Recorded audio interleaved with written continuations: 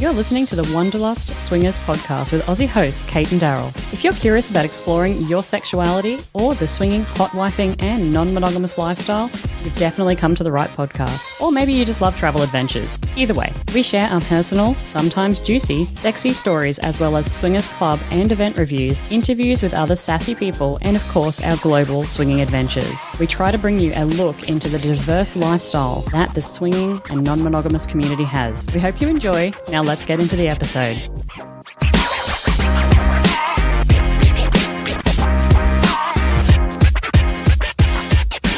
G'day everyone, welcome to a bonus episode of the Wanderlust Swingers podcast. Today is all about compersion, it's about plays, it's about some Aussies down under. We do like our swinging Aussies down under. And we have two very special guests on the show today, Mik and Nik. Welcome to the show. Hey, thanks for having us, Kate. It's a pleasure and an honour to be here. Absolutely. We're going to get stuck in. Mik and Nik are actually from Steamy Romantics. You might be wondering, what the hell is Steamy Romantics? You might be catching on they are Aussies, so they've got quite a thick accent. Let's see how we go getting through this. Let me know if you guys can't understand a bloody word they say. We'll slow down. You'll slow down.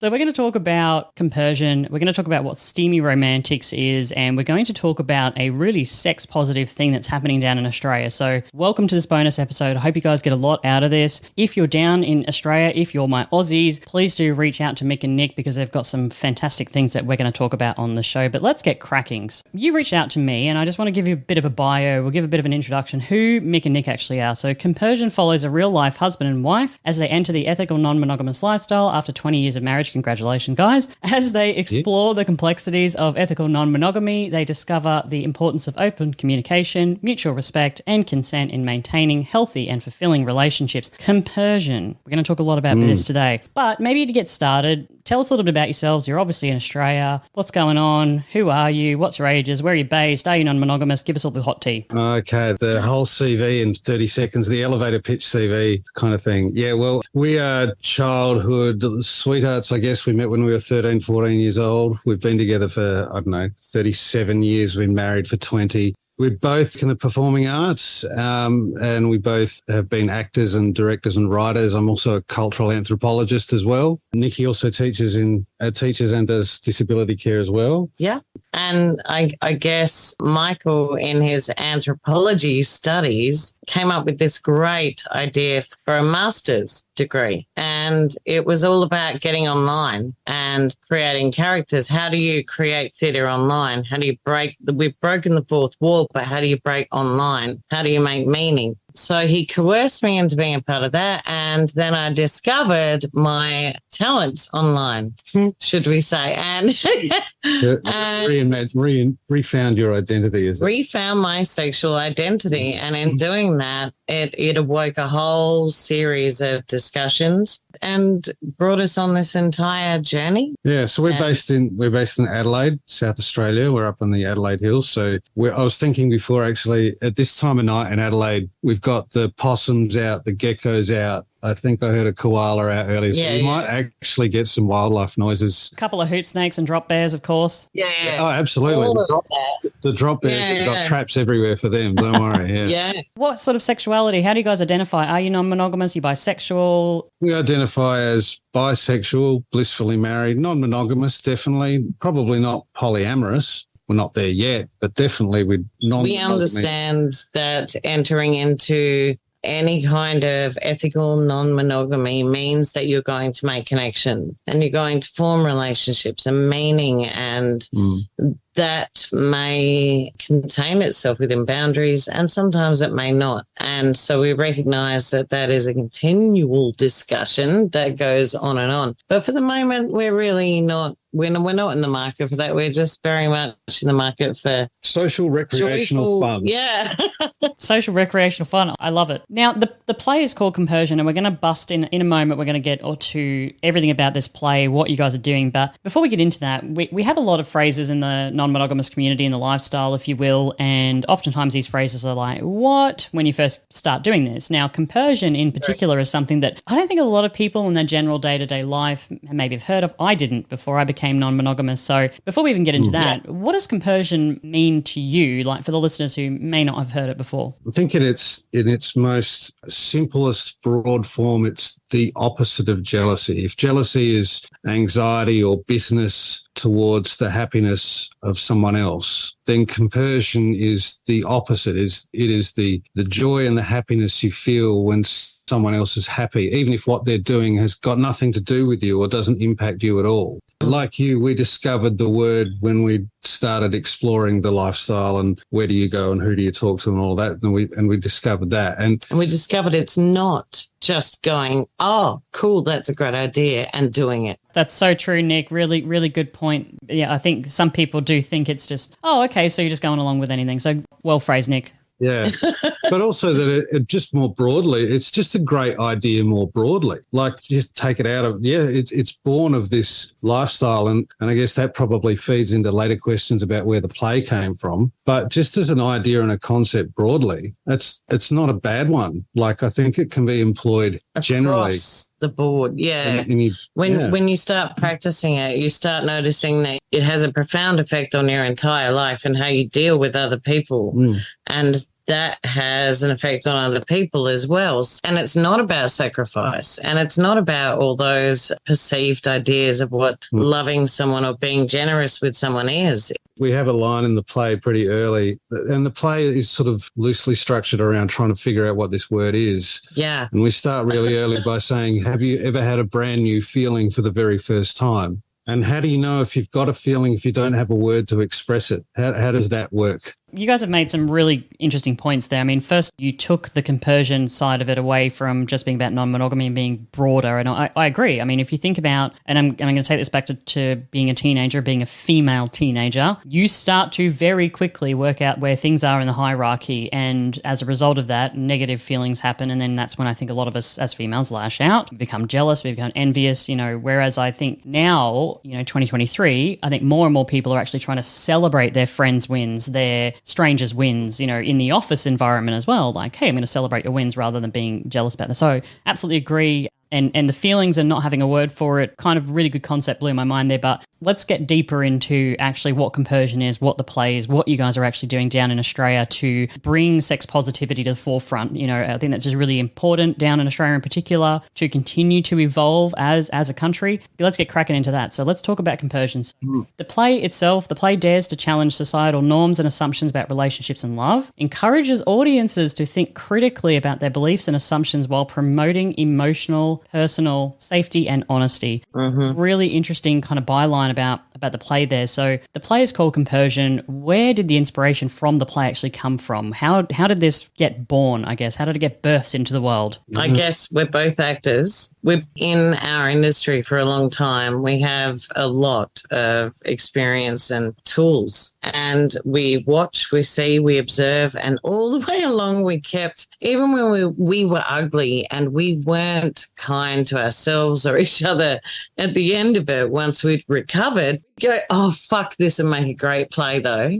And we also recognized that we were always reaching out and trying to find groups and people, but it was hard and there were cliques, and I didn't expect there to be cliques. We didn't know, and we felt outside, but we had this want and this desire to cross that bloody void. And so we just kept talking and we kept grabbing whatever we could from whoever we could. And those people were, fantastic. And they helped us sort of hop, skip, jump forward in little bits. And those discussions actually did turn into a great play. And those experiences actually did turn into a great play. And we wanted to be able to share earnestly, not a 50 Shades of Grey version of what this lifestyle is like, because no, this is not actually for the faint-hearted. You have to look at yourself. You have to do some work. You have to look at your partner. You have to be open. You have to learn all these new pathways in your mind, in your body. And it's not actually as easy as it sounds. But some of the experiences are not profound. They're actually traumatic and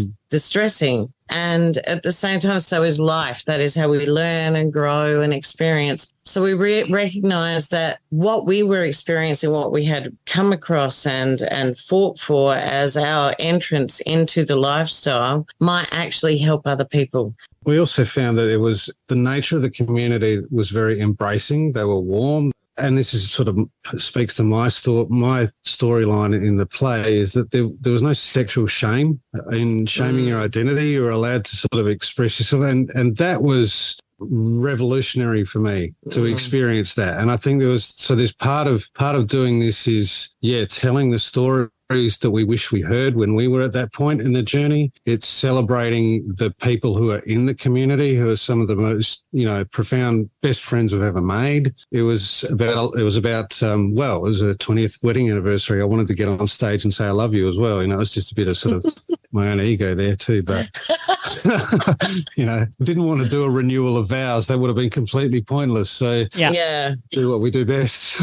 It sounds really interesting, definitely. But if I was going to go along to it, or people out there listening who are curious about this play that we keep talking about, what can a person expect? So, is it a grandiose theatre are we walking into? What can we expect? What are we going to see on stage? What's the interaction going to be like? Just run us through the whole thing. This is what we call parlour play, and so it's a very intimate production. There's not big bells and whistles. You're not going to see huge musical numbers or special stage effects or anything like that. So it's more designed to be performed in lounge rooms, living rooms. It's essentially, the story is therefore focused on us and our characters. So we basically invite the audience in. We welcome the audience to the venue at the night, take a seat. We try to make it a cross-performance conversation.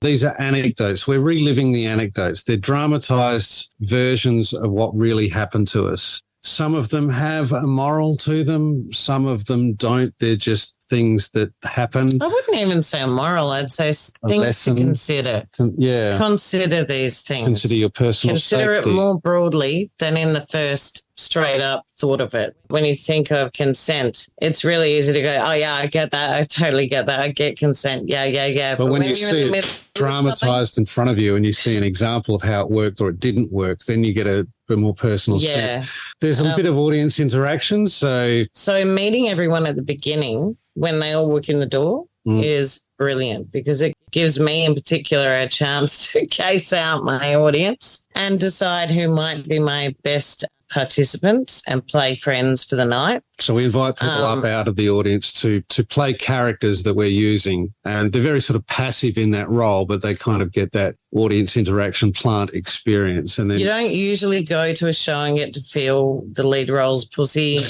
You don't usually get a really good lap dance from them and lots of kisses. Yes, the show has those graphic elements. You don't usually go to a show and watch someone finger fuck themselves in a replication of what they would do online for someone they fell in love with. But in that sense, these acts tell the story. They're there. They're a purpose to tell the story. They're not there just for the gratuity, which makes it different from burlesque or cabaret, or these serve the purpose of telling that narrative and the meaning that happens to the characters. As I'm listening to you, I actually wrote down the word edutainment. That's actually a phrase that I coined for our events over in the USA, because we have seminars, we have interactive sessions, and we don't call them education, we don't call it entertainment. It's kind of a mix between edutainment. Like, from listening to what you're saying, yes, there's some things being performed on stage of a sexual nature, but what I'm also hearing is you're talking about consent, you're talking about sexual identity and that sort of stuff. So for me, I mean, is that what I can expect as an audience member? A bit of column A, a little bit of column B. Yeah, I mean, that speaks to our history and our previous careers. We ran a dance and education company for 10 years where we did exactly that. We recreated children's literature into performances, and we sort of edutained them that way. As an anthropologist, I work in ethnodrama, which is literally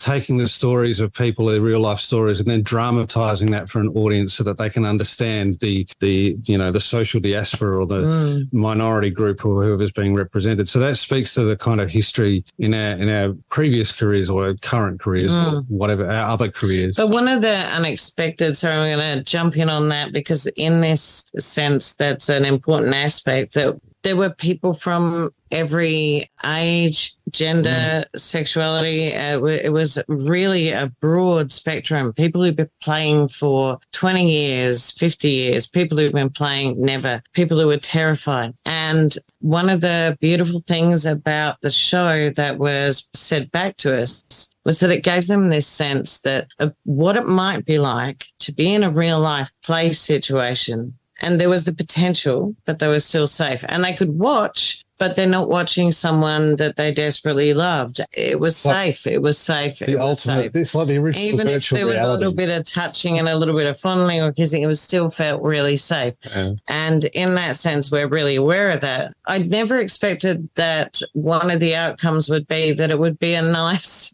like an even softer introduction than a meet and greet, if that makes any sense. As you're doing the play, I'm curious about the characters that are involved. You've got the play happening, there's sexual acts being performed, maybe, I don't know, you're grasping with your own sexual identity, I'm not sure. Do you have a running monologue? Like when you're actually performing the play, is part of this like an internal monologue that's actually coming about your own thoughts, about things that are happening? Does that happen? Like run me through that. It's interesting that this is probably, for me, is probably the most personal and cathartic theatrical project I've ever worked on. Most theatre, as theatre makers, most of the time you're working with a script someone else has written, you go through a production company, there's multiple layers of decision making. By the time you get to directing or performing, you're just fulfilling a role and a function. But this was really hand to mouth theatre. This was real. We sat down and we just wrote down the stories of what had happened to us over the past 18 months and 2 years, the ones that really How did we get into this? and how we felt.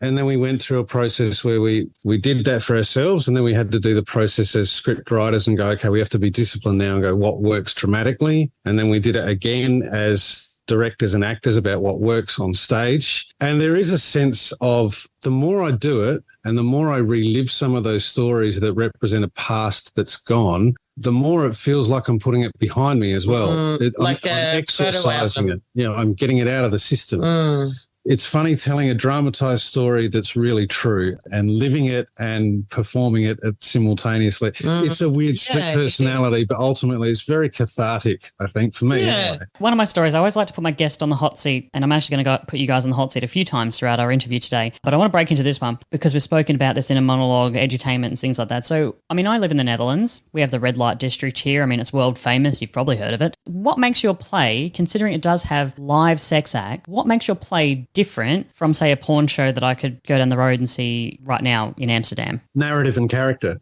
This isn't about the act. The acts, like I said before, the acts aren't there gratuitously for visual stimulation. It's got all that in there, but the acts serve the purpose of telling the story. Any sex act is a vulnerable state of being, regardless of your status as a porn star. Absolutely. You put yourself in that state of vulnerability. I think in terms of this show, though, I've seen porn acts that have just left me breathless and lost, and that is a state of mind. But I haven't seen porn acts that have made me drive home and think about it all the way home in the car and talk about it and talk about it and think about it and think about it.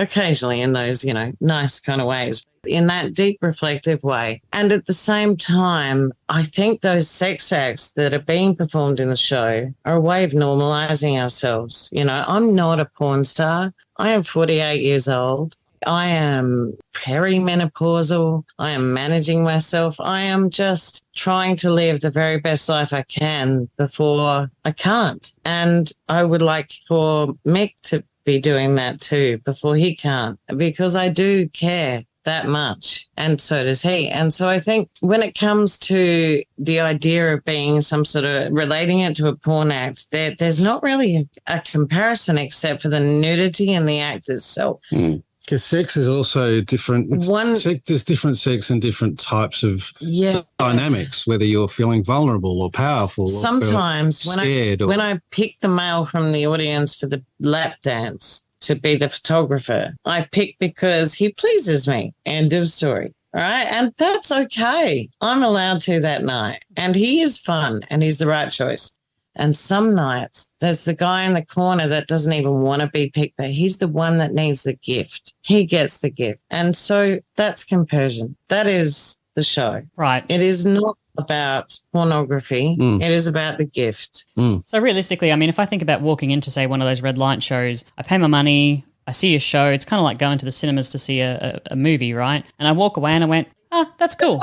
All right, cool. Yeah. And now like, oh, shit, it's lunchtime. What you're trying to say is that you want me as the audience member to walk away legitimately learning something, being inspired by something, having some form of emotional response. Goal or the objective of anyone who calls themselves an artist is to reach an audience with a sense of meaning and have create a meaningful experience in that moment. And I think that's the difference. Swinging swinging, I'm jumping on that and go, yes, because let's face it, the whole lifestyle has a bad rap. That swinging, the minute you mention it, we've lost and burnt so many people. Careful who you tell. Like, venues who won't book us, things like that. Venues wouldn't take us.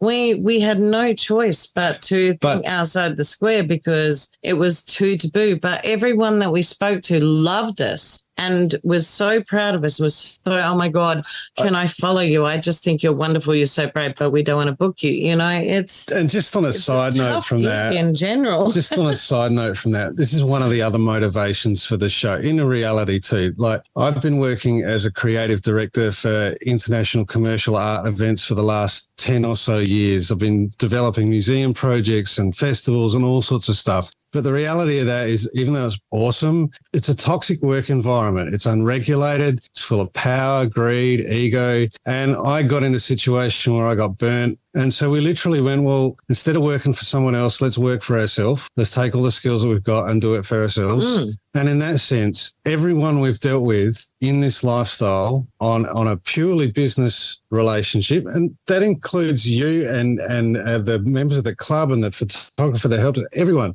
has acted with a level of integrity that I actually haven't had in my professional career for a long time. Or in our personal lives either. There's this level of openness and transparency and communication and no shame and all of these things that I found absent. Yeah. And I think for me that's sort of partly why we kind of stumbled along across this thing out of need and desire and desperation and lots of other reasons. But then we kind of discovered it's got meaning for people. It means something to us to share that back with them. And I think it's not easy. It's a journey. That gets back to that real essence of why you want to be an artist. Really, you just want to communicate and share those things with people. So, yeah. Love it. So when you talk about the future of Compersion, what is the future? Like, what are you actually hoping to achieve? I know that you've got 3 shows coming up in Adelaide in April. We'll talk about that later. Are you going to look at doing virtual sessions, trying to reach more audience members? What does this look like for Compersion, the play? Or is there a Compersion 2? Is there volume 2 coming soon? What's happening? Like I said, this is a parlour play. It's deliberately designed and created to be tourable. So it literally fits into a suitcase with a couple of costumes and us and a lounge room. We can do it anywhere. It's not this big kind of stadium or massive theatre environment. It's very intimate. It's light. It's travelable. And again, that reflects the international touring and fringe work I've done in the past. One of the most rewarding parts of it also has been pre-show and post-show. Pre-show, we make sure we have venues that can facilitate everyone having their pre-show drinks and hanging out, getting to know each other. Yeah. Get to know each other, hang out. There's not many of you. It's crazy. We're weird. We're all here. Whoa, and we can get to know them, set up our pre-show stuff as well. At the end, though, there is so much sharing. We make sure that we stay and we make ourselves available. And wow, we don't have all the answers, but isn't it beautiful to be able to talk? And in that sense, that's where theatre has it's the original virtual reality, and it's with other people. So it really works best when it's with other people. Speaking of the next volume, because of the nature of who we are as people and artists, we create from our collected experiences. So the more we go out and meet people, the more we go out and hear. We've had audience members saying we could do a version like Vagina Monologues or something like that. The point is that there's so many people have got stories that are worth telling, and here's an opportunity to try and find a vehicle or an avenue for those stories to be represented and told. And not everyone wants to be on stage. We get that, but we do. We're okay with it. So we'll do your story for you. I think also we recognise the limitation. I love Adelaide. I do. You're Australian, so Go Adelaide. you're going to get all the Adelaide jokes. Yep. And, they're funny because they're true. And I do love Adelaide. It's I do. tiny. But, the world is out there and it's not represented. Adelaide's not probably our best audience. Not that I don't love Adelaide for all it gives to us. I'm happy, thankful. But at the same time, we recognise that we need to take it out, give it a spin. It's a good ride. It's worthwhile. The feedback's been enormous. I'm so happy to help. We're so happy to help. You guys are giving me like full-on Priscilla Queen of the Desert vibes right now. Do you know what I mean? You get it, right? You can see what I'm going with. Oh, yeah, totally. Yeah. Heading up to Darwin. And you know what? You wouldn't be wrong. It's okay. I'm going to put you on the hot seat. Try not to burn your butt. Is this legal in Australia? So we know about LGBTQIA rights. We know about the prostitution rights and things of that nature in Australia. So I'm curious where you guys sit in this kind of grey area. Is this legal in Australia? And how do you think the Australian public would react if it did go viral? Say you put a TikTok up or a Twitter up or an Instagram up and you're like, hey, come and watch our play about compersion. It's 18 plus. You're going to see some erotic scenes. Like, what are your two thoughts on that? Okay, first of all, I'm going to come straight out with you and say we have kids. Our policy with them is that it's private, but it is not secret. We are doing something. And quite honestly, you're such incredible young people that when the time comes when you find out, I hope when we talk to you about this, I hope you can see that we're doing a really fucking good thing. We have nothing but good intent for each other, for other people, for you, for everyone. We just wish nothing but good things for people. As far as being outed, they're the only people I'd really be concerned about. They're the only people we care about in that sense, and they support. Oh, there's always work, but I think in terms of the legalities of it, there have been shows throughout theatrical history that have done far more gratuitous acts of staging than we come close to. We don't sell, like I said, we don't sell this as a sort of pornographic act. It's a play that has moments in it that serve the purpose of the story. Mm-hmm. Certainly, these are roles that you would be hard-pressed to find an actor that you could hire to do it. There are certain qualities that we can do because we are married to each other. But I think we're fine with that. I don't have a problem with the legalities of it. We're all good there. As far as the outing is concerned, we are private, but we're not secret. So we're not broadcasting it and shoving it in people's face. And that is in part because I think if you're naturally curious about what we're talking about, you will find us. You'll be hunting. And that is kind of a natural filter for the audience that we collect. We don't want to just put it out there for people who aren't ready for it and just shock value. It's there for people who are genuinely curious and are questioning their own identity. And this is hopefully a place that they can. And their own backgrounding, their own sexual selves, their own, even the question, do I deserve this? God, that's a whole unpacking. Do I deserve this happiness? Yeah. For God's sake, of course you do. I don't know how we'd go. On that though, I don't know how we'd go with legalities in other countries. That would be something we'd possibly have to investigate. We make the venue secret till you book the ticket. You won't know. We don't advertise the venue. We definitely don't advertise our names within all of that, although we're not unhappy to disclose our names when you meet us. We make sure that it's very clear that it's an R-rated or X-rated show, that there is pornographic acts in it. We have a disclosure statement that on your ticket that says you do realise that when you enter into this room, there will be all these things that can happen. Yeah. Right, yeah. Are you still willing to accept the ticket? There is warning. Yeah. So if you're, if you get to the show and you go, oh my God, this wasn't what I was expecting, then I don't know how the hell did you get here? Let's maybe, as we get ready to close out here, let's share some funny stories, because I think you guys, this is a very unique thing. I'm non-monogamous. I see obviously a lot of acts in swingers clubs, at swingers conferences, conventions, events. I run my own events, so I see a lot, but this is pretty unique, to have people that come from a theatre background that have made a play specifically surrounding non-monogamy that also includes, some of those sexual acts. So what I want to know is, I want to know two things. One thing is, what's a funny story that within the play when something just hasn't gone to plan? Has there been a moment where you've broken your cock, stubbed your toe and fallen face first into her pussy? Like, do you have one funny story? I got to know. Something goes wrong. It has to. The thing I wasn't prepared for, I do this lap dance with this one guy. I worked so hard to give him every bit of rundown about what I can do, won't do, will do, what he's allowed to do, and all the rest of it. And I do all these practice runs. But what I didn't do was tell him to keep his fucking knees up. And so I'm on his lap. And he put his legs straight down. And man, did I have thighs of thunder for days, right? It's hard work. It's hard work.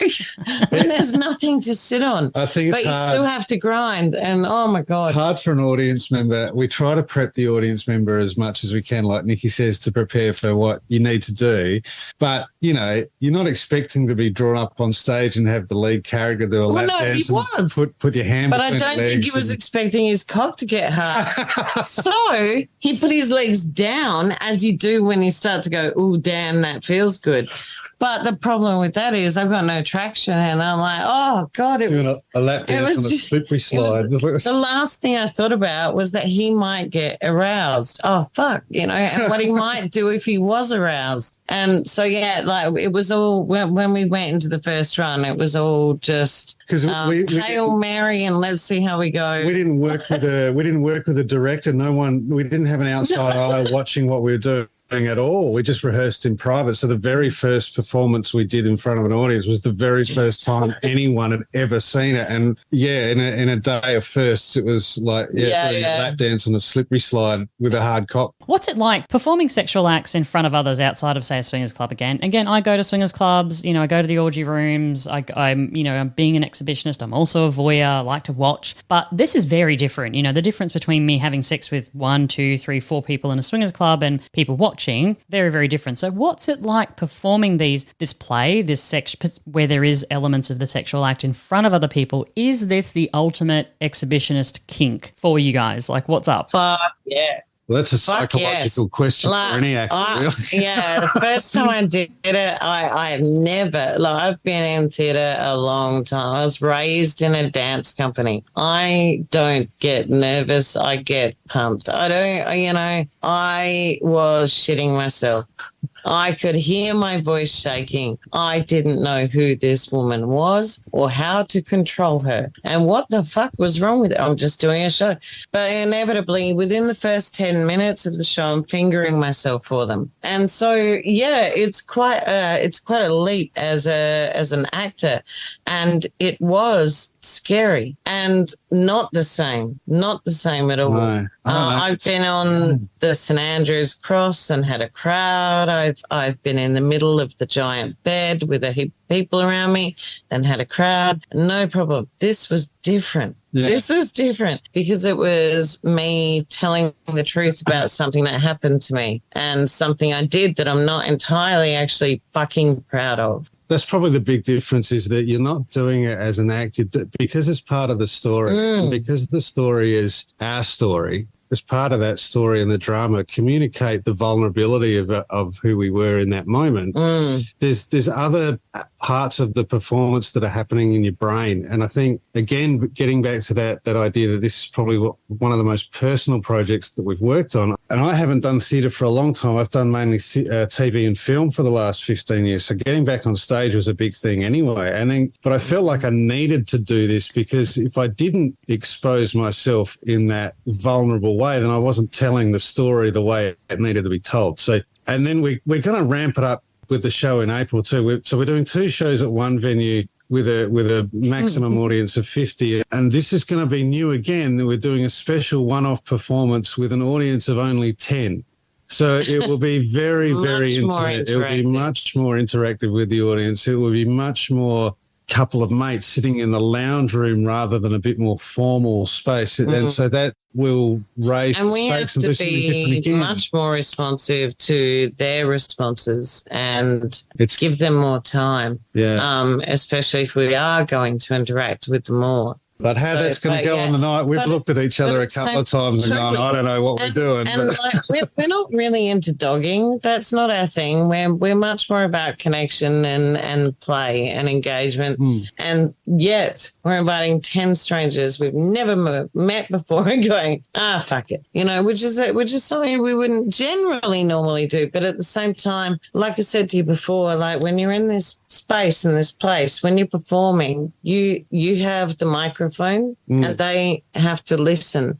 And if that's the case, then we want to make it a gift. It's a gifting. It's a shared experience. It's an enlightening, and it's a place where they can... It's compersive. Yeah, where they can maybe compersion. Well, guys, it's been an absolute delight. And if you're out there listening and you are in Australia or heading down to Australia, the next 3 shows are coming up in Adelaide in April, so April 17th, 18th and 19th. If you are interested in heading along to watch Compersion, the play by Steamy Romantics, head to the show notes and the website details are going to be there where you can check out what they're doing, the tickets. And if you're a venue, maybe if you want to book them for something, you can also do that on their website. But Mik and Nik, great to have you guys on the podcast. Thank you so much for joining us to talk about Compersion the play. Thank you for talking about sexuality in Australia and everything that you're doing down there. It's really been fantastic. Thank you so much. It's been an absolute pleasure to chat with you. Totally. All right, guys, thanks for listening. I hope that you got something out of that from the crew at Steamy Romantics. Until next time, we'll catch you soon.